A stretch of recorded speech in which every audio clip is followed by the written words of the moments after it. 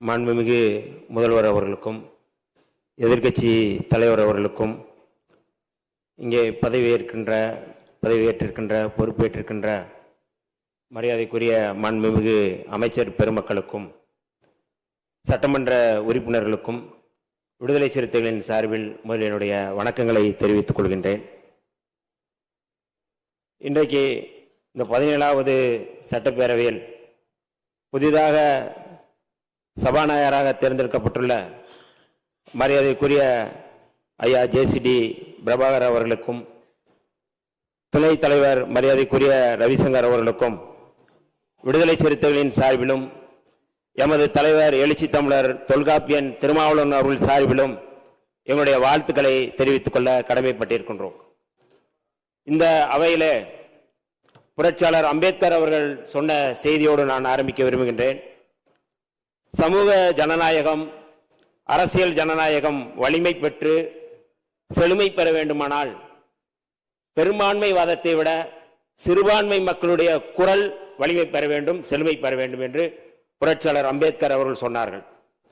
அந்த அடிப்படையில் இந்த அவையில் ஆளும் கட்சியினுடைய குரலை விட மக்களுடைய உணர்வுகளை பிரதிபலிக்கக்கூடிய எதிர்க்கட்சிகளுடைய குரல் இங்கே வலிமை பெற வேண்டும் என்று அதில் இருக்கிற நியாயங்களை, அதில் இருக்கிற உணர்வுகளை புரிந்து இந்த அவை நடக்க வேண்டும், அவைத் தலைவர் நடக்க வேண்டும் என்று நான் தாழ்மையோடு கேட்டுக்கொள்கின்றேன். அதே போல இதே கருத்தோடு ஐயன் திருவள்ளுவன் அவர்கள் சொன்னதைப் போல வேண்டுதல் வேண்டாமை இளநடை சேர்ந்தாருக்கு யாண்டும் இடும்பை இல என்று வள்ளுவ பெருமனார் சொன்னார்கள். அந்த அடிப்படையில் மரியாதைக்குரிய அவைத் தலைவர் அவர்கள் வேண்டுதல் வேண்டாமை இல்லாமல் எங்களை போன்ற இரு உறுப்பினர்கள் நாங்கள் விடுதலை சிறுத்தைகள் சார்பில் வந்திருக்கின்றோம். எங்களுடைய குரல் என்பது தமிழ்நாட்டுடைய குரல், விடுதலை சிறுத்தைகளுடைய குரல் என்பது தமிழ்நாட்டு உணர்வுடைய குரல், விடுதலை சிறுத்தைகளுடைய குரல் என்பது தேசிய இனத்தினுடைய குரல். அந்த குரல் இந்த அவையிலே பழுதுபடாமல் மறுக்கப்படாமல் எழுப்பப்பட வேண்டும் என்று நான் தாழ்மையோடு கேட்டுக்கொள்கிறேன். இன்றைக்கு மிக முக்கியமாக மாண்புமிகு முதல்வர் அவர்கள் காலையிலே மிக முக்கியமான ஒரு அறிவிப்பை அறிவித்திருந்தார்கள். வழிபாட்டு இடங்கள், பள்ளி வளாகங்கள், அதே போல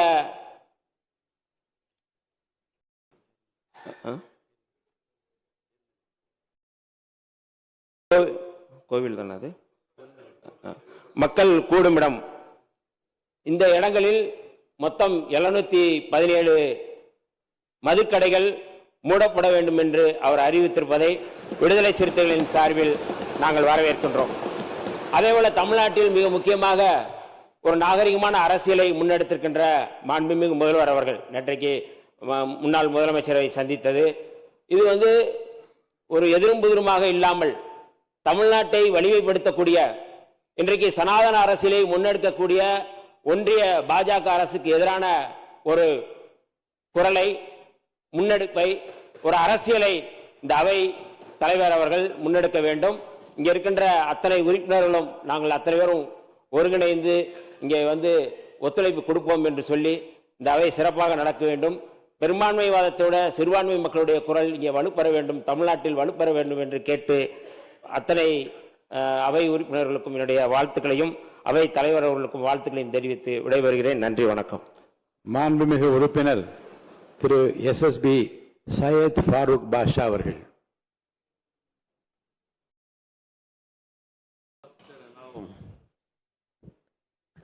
வாசித்த நாம் வணங்குவதற்கலையும் சிந்திக்க மூளை படைத்த வல்ல இறைவனுக்கே புழையனுத்தும்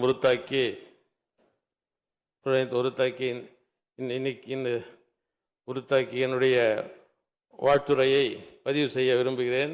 வரலாற்று சிறப்பை மிக்க இந்த அவையில் என்னை அமர வைத்து அழகு பார்க்கும் வாணியம்பாடி சட்டப்பேரவை அன்பு வாக்காளர் பெருமக்களுக்கும், என்னுடைய அரசியல் ஆசான் ஐயா பேராசிரியர் பெருந்தகை KM காதர்மொழியின் சாஹிப் அவர்களுக்கும், மதசார்பற்ற முற்போக்கு கூட்டணி தலைவர்களுக்கும் தொண்டர்களுக்கும் எனது இதயம் கனிந்த நன்றியை தெரிவித்துக் கொள்கின்றேன்.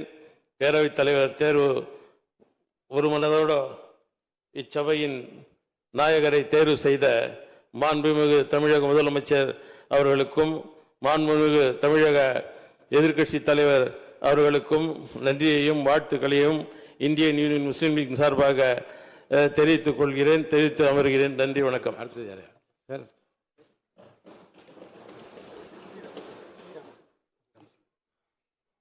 மாண்புமிகு உறுப்பினர் திரு டி ராமச்சந்திரன் அவர்கள்.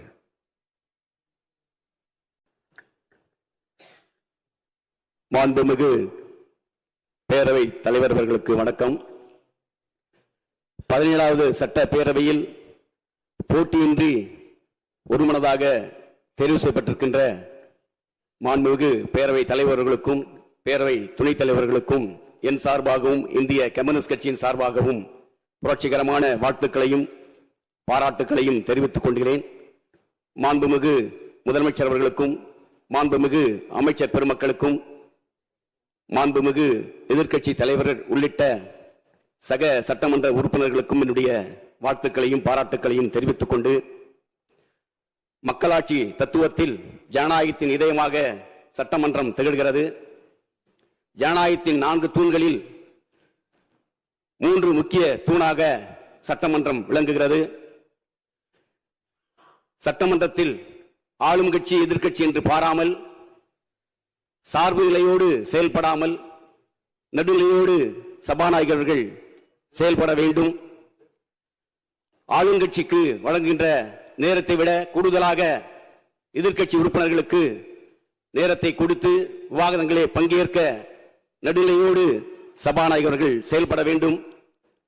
அதோடு மட்டுமல்லாமல் நம்முடைய மாண்புமிகு சபாநாயகர் அவர்கள் 2 முறை இந்த அவையில் சட்டமன்ற உறுப்பினராக பணியாற்றி மக்கள் நன்மதிப்பை பெற்றவர், நீண்ட நெடிய அரசியல் அனுபவம் வாய்ந்தவர். ஆகவே வருங்காலங்களில் தமிழ்நாட்டுடைய மாநில உரிமைகள், சமூக நீதி, மதசார்பின்மையை இந்த அவை உயர்த்தி பிடிக்க வேண்டும். அதே போல இன்றைக்கு நம்முடைய மாண்புமிகு முதலமைச்சருடைய செயல்பாடுகள் ஒட்டுமொத்த நாடே பாராட்டும் வகையில் இருக்கிறது.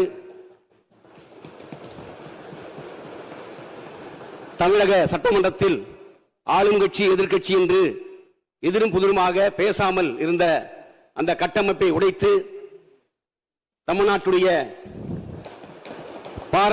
பாரம்பரிய பண்பாட்டை நம்முடைய முதலமைச்சர் இன்றைக்கு பாதுகாத்திருக்கிறார். 1967ஆம் ஆண்டு பேரர் அண்ணா அவர்கள் வெற்றி பெற்ற பிறகு அன்றைக்கு பெருந்தலைவர் காமராஜரை சந்தித்து வாழ்த்து பெற்றதை போல நம்முடைய முதலமைச்சர் அவர்கள் வெற்றி பெற்ற பிறகு நம்முடைய பிரதான எதிர்க்கட்சியான திராவிட முன்னேற்ற கழகத்துடைய தலைவரும் முன்னாள் முதலமைச்சருமான அண்ணன் ஸ்டாலின் அவர்களை சந்தித்தது, அதே போல மறுமலர்ச்சி திராவிட முன்னேற்ற கழகத்துடைய தலைவர் திரு வைகோ அவர்களை சந்தித்து வாழ்த்து பெற்றது. அதே போல திராவிட கழகத்துடைய தலைவர் திரு ஆசிரியர் வீரமணி அவர்களை சந்தித்து வாழ்த்து பெற்றது. அதே போல பாட்டாளி மக்கள் கட்சியுடைய தலைவர் திரு அன்புமணி ராமதாஸ் அவர்களையும் சந்தித்தது. அதே போல நாம் தமிழர் கட்சியுடைய தலைவர் சீமான் அவர்களையும், இடதுசாரி கட்சி தலைவர்கள் தோழர் வீரபாண்டியன், தோழர் சண்முகம், அதே போல விடுதலை சிறுத்தை இயக்கத்துடைய தலைவர் திருமா அவர்களை சந்தித்து வாழ்த்து பெற்றிருப்பது என்பது இன்றைக்கு தமிழ்நாட்டில் ஒரு புதிய சகாப்தத்தை இன்றைக்கு நம்முடைய முதலமைச்சர்கள் ஏற்படுத்தியிருக்கிறார். அதோடு மட்டுமல்லாமல் தான் ஆட்சியேற்ற அதே மேடையில் அதே பொழுதில் 3 கோப்புகளை கையெழுத்திட்டு ஒட்டுமொத்த தமிழ் மக்களையும் மகிழ்ச்சியிலே ஆழ்த்தியிருக்கிறார். குறிப்பாக இன்றைக்கு பெண்கள் மற்றும் குழந்தைகளுடைய பாதுகாப்பை கருத்தில் கொண்டு சிங்கப்பெண் படை அமைக்கப்படும் என்ற கையெழுத்திட்டிருப்பது, அதே போல இளைய சமுதாயம் இன்றைக்கு போதையிலே புறையோடி கொண்டிருக்கிறார்கள். அந்த இளைய சமுதாயத்தை மீட்டெடுக்கும் வகையிலே அதற்கு போதைப் பொருட்களை தடுப்பதற்கான கையெழுத்து, அதே போல 200 யூனிட் வரை மின்சாரம் இலவசம் என்ற கையெழுத்திட்டு இன்றைக்கு ஆரம்பமே அமர்கலப்படுத்தி இருக்கிறார். ஆகவே தொடர்ந்து தேர்தல் நேரத்தில் கொடுத்த வாக்குறுதிகளை நிறைவேற்ற வேண்டும் எதிர்பார்ப்போடு தமிழ்நாட்டு மக்கள் காத்திருக்கிறார்கள். அந்த எதிர்பார்ப்புகளை நிறைவேற்ற வேண்டும் என்று கேட்டு மீண்டும் ஒருமுறை நம்முடைய மாண்புமிகு முதலமைச்சர்களுக்கு வாழ்த்துக்களையும் பாராட்டுகளையும் தெரிவித்து என்னுடைய உரையை நிறைவு செய்து கொள்கிறேன். நன்றி, வணக்கம். மாண்புமிகு